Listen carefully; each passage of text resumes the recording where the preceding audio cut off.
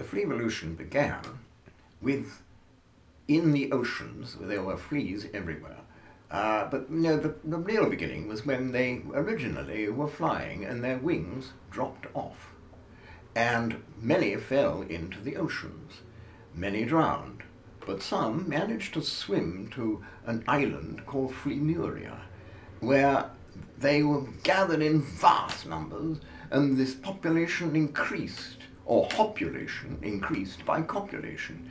And then the island becomes so overweighted with fleas that it actually sunk and they all fell into the sea again. But some flevolved, and they were little fleas, they were minute fleas, they were tiny fleas, they were little fleas, they were bigger fleas, and they were the biggest flea of all, which is the Phleosaurus.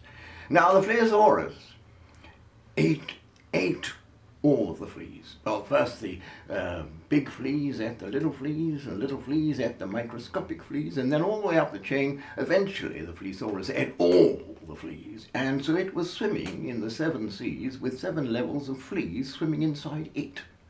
Now, a very drastic thing happened.